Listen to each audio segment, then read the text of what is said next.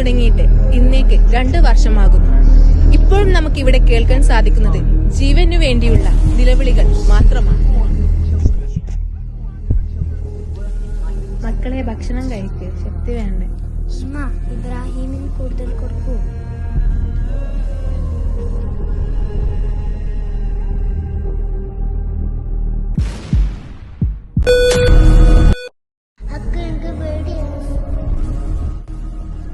പേടിക്കണ്ട, ഞാനില്ല എന്റെ കൂടെ.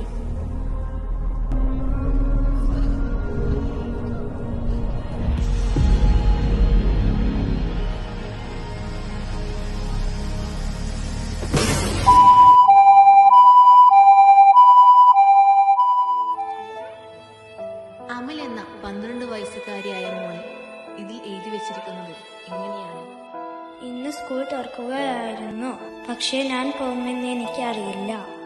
ഇവിടെ ആരെങ്കിലും ഈ നോട്ട്ബുക്ക് കണ്ടെത്തിയാൽ ലോകത്തോട് പറയണം, ഞങ്ങൾ ജീവിക്കാൻ പഠിക്കും.